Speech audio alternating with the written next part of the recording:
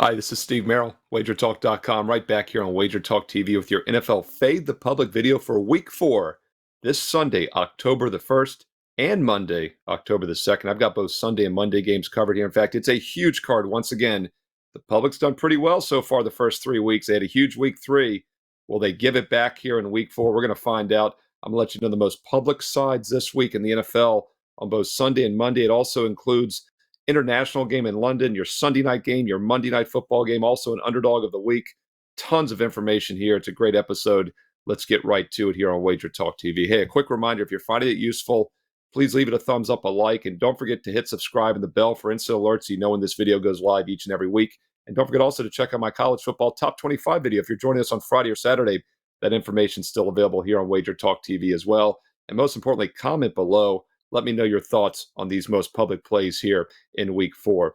Okay, October is here. It's officially the 1st of October this Sunday, and the public has done well in September, or did well in September. It's past tense now, but that's not a surprise. As we talk about all the time, the public consensus gets stronger as the season goes on, and NFL teams often struggle 2 or 3 weeks in a row with a slow start, or they get hot early in the season. Then we see things start to come back to form in weeks 4 or 5. So it'll be very interesting to see if fading the public starts to work here in Week 4 and next week in Week 5 as well. And I think it probably will. Let's look at the early games at 1 o'clock Eastern here. We'll go down in start time order. Actually, hold on. We've got a 9:30 a.m. Eastern game in London. First game on the board Sunday. And don't miss this one, you West Coast people, 6:30 a.m. start, because it's about, I believe, 2:30 over there in London when this game kicks off. And that's Atlanta against Jacksonville. And the public likes Jacksonville in this game. A little surprised because, Atlanta has been off to a decent start this season, 2-1 straight up.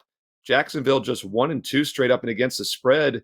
Yet the public is backing the Jags here. Maybe it's because they feel like it's not the Jacksonville Jaguars, it's the London Jaguars. They seem to play over here every single season. In fact, they like it so much, they're not going to even leave town this week. This is the craziest schedule setup I've seen in quite a while in the NFL. Jacksonville's not only playing the 9:30 a.m. game in London this week, they are staying there all of next week and playing again next week at 9:30 in a different soccer stadium against the Buffalo Bills next week. Tough scheduling spot for Buffalo. They have the Miami Dolphins this week, and then they have this Sunday night football game the week after they go to London against the Giants. So we'll talk about it next week. We'll see if it makes this video or not, but a little foreshadowing there. First of 2 straight weeks in London for the Jags, and I guess that's why the public's backing them. Feel they're going to be comfortable in that situation. I was a little surprised to see this one make the list. Jacksonville has obviously underperformed, but there's still a lot of potential. Could this be one of those teams that gets off to a slow start and then turns it on? We'll find out. The public likes Jacksonville. Once again, that's an early game. Don't miss it. 9:30 a.m. Eastern on Sunday morning. All right, the next games go at 1 o'clock Eastern here. We have 3 of them on the early afternoon card at 1 Eastern. Battle of 0-3 straight-up teams, Minnesota and Carolina. And the Panthers made the video last week. In fact, the Panthers have made it pretty much every week this season. And as I've often said, it's not that the public is fading Carolina. It's just that they're not going to back Carolina. And that automatically gets us one-sided action because I can't imagine the public's in a hurry to back Minnesota either. So once again, another game I was a little surprised to make the list this week is the public is on the Minnesota Vikings. Battle of 0-3 straight-up teams. There's only been about 15 times, I think 15 or 16 times in the last 30 years that we've had 0-3 straight-up teams face off in Week 4. And it's happening twice this week. Denver Broncos, Chicago Bears as well. That game did not make this video.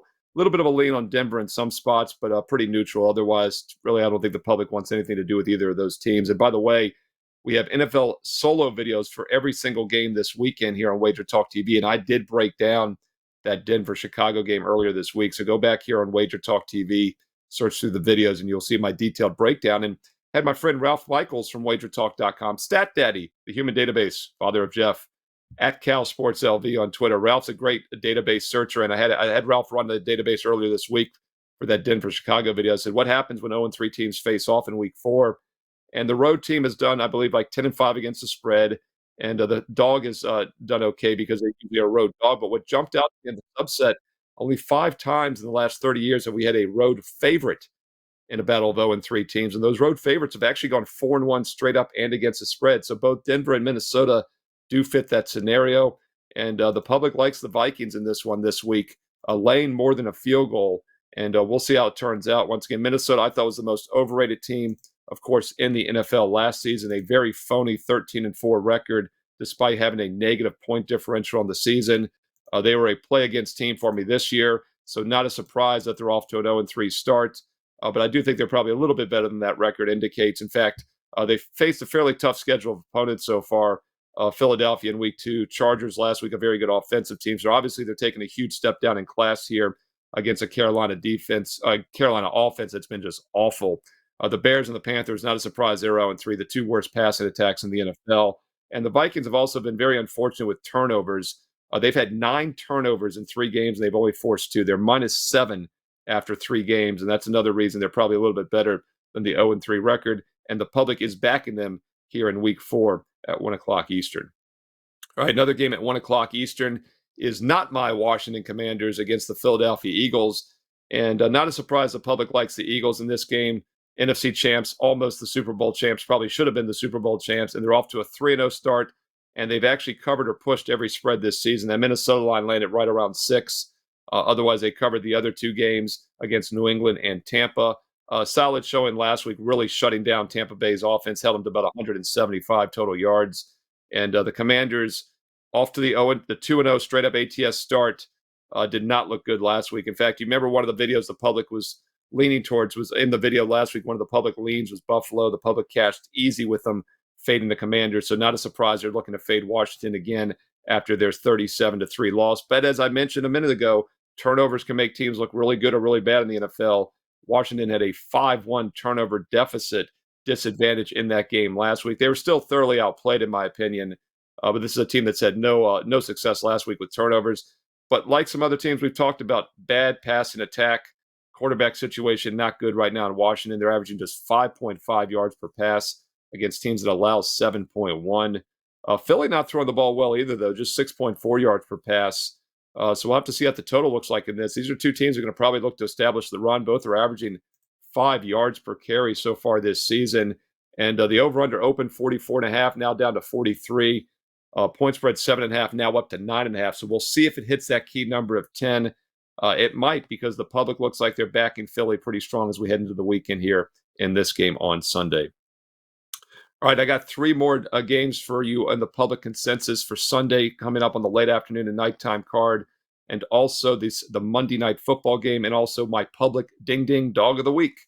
We're going to get to all those in just a moment, but first I want to let you know my official best bets, my strongest personal plays are on WagerTalk.com each and every day. You know, we don't just blindly fade the public. As I've mentioned, public did well in September. In fact, I agreed with them a few times, and I had a great September as well on almost a 70% NFL and college football run the past several weeks, and it continues this weekend. I've got 3 strong college football best bets for Saturday, also a powerful NFL card for Sunday.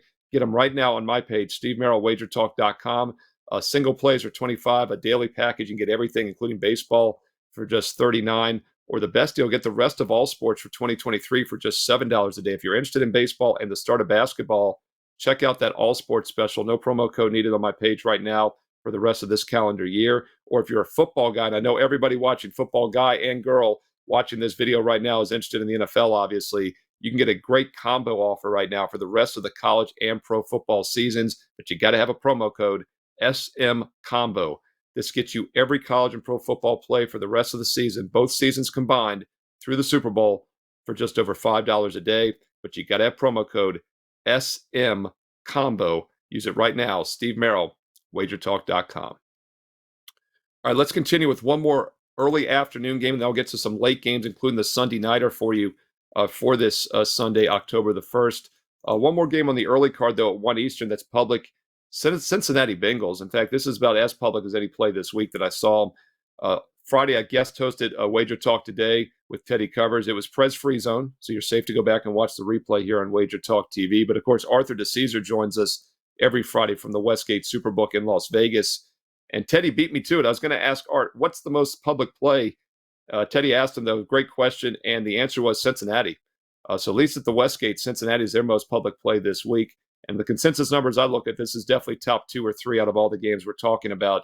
And it's surprising because they're a 1-2 team. And Tennessee was actually a public play last week. If you recall, the one public underdog in the video last week was the Tennessee Titans. I agreed with it. I thought Tennessee looked good the week before. I thought they would keep it rolling, but they did not. And Cleveland Browns defense is for real. That was a bad matchup in hindsight for the Tennessee Titans. They got outscored 27-3. But now they're facing a suspect Cincinnati defense that has given up 5.7 yards per play this year against teams that just average 5.4. So I do think Tennessee can get back on track this week. Talked about those solo spotlight NFL videos here on Wager Talk TV. Another one I did earlier this week was this Cincinnati-Tennessee game, a 5-minute in-depth video. So I'm not going to spend too much time here. Go back, watch that for the in-depth deep dive here. But I do lean towards Tennessee, and I think this is a good one to fade the public. Cincinnati's looking like one of the most public plays this week. All right, those are the early 1 o'clock Eastern games. Let's move on to the late afternoon card at 4 o'clock Eastern. We do have one game on the late card, and I'm going to get to the Sunday nighter for you as well. But the most public late afternoon game at 4 o'clock Eastern is the LA Chargers fading the Las Vegas Raiders here. Both teams come in at 1 and 2. And if you recall, public cashed with the Raiders back in week 1 as the public dog. And I actually had a best bet on the Raiders in week 1 as well. I mentioned once again, we don't just blindly fade the public. It's a filter. It's one of the many factors we use when handicapping the NFL and sports in general. So I agreed with the public back in week 1. They got the outright win against Denver, who in hindsight has obviously looked really bad defensively. But the Raiders only put up 17 points a game in that game. And had we known how bad this Bronco defense might be, of course, they gave up 70 last week to the Dolphins, almost an historically bad performance, then we would have realized that 17-16 win wasn't quite as impressive. And since then, the Raiders scored only 10 points at Buffalo and only 18 points against Pittsburgh last week. So this Raider offense is a bit challenged right now. And on the season, 5.5 yards per play against teams that allow 6.3 when you factor in that really bad Bronco defense. Chargers, meanwhile, a very good offensive team, 6.3 yards per play against opponents that allow 5.6, but they're giving up almost 7 yards per play on defense. Now, they did face Miami in week 1. They faced Minnesota last week. So they have faced a couple tough offenses, but we'll see if the Raiders can get on track here offensively. But the public is fading them, and they're back in the LA Chargers, despite the fact both these teams are 1 and 2 straight up in ATS. That is a late game at 4 o'clock Eastern on Sunday afternoon. All right, those are your daytime games for Sunday. Once again, 5 daytime games, including the London game, 1 o'clock Eastern, 4 o'clock Eastern. But we're not done yet. We have the Sunday night game as well at 8 o'clock Eastern. And the public, not surprisingly, is on the Kansas City Chiefs, defending Super Bowl champs. And also, not surprisingly, I guess, is fading the Aaron Rodgers-less, you say that 3 times, Aaron Rodgers-less New York Jets. And you got to wonder, boy, the NBC wishes they could flex out of this game, right?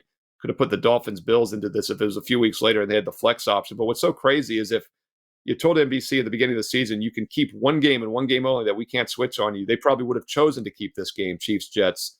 So it really is a shame, obviously, that Aaron Rodgers got injured. It's a shame for the Jets that he's not in the lineup, and also for viewers and NFL fans, because this would have been a great matchup. We'll see if it is or not, but the public is heavy on Kansas City in this game, and the Jets are going to have to win a low-scoring game. Obviously, offensively, they are very challenged right now. Total on this game, the look ahead a week ago was as high as 45.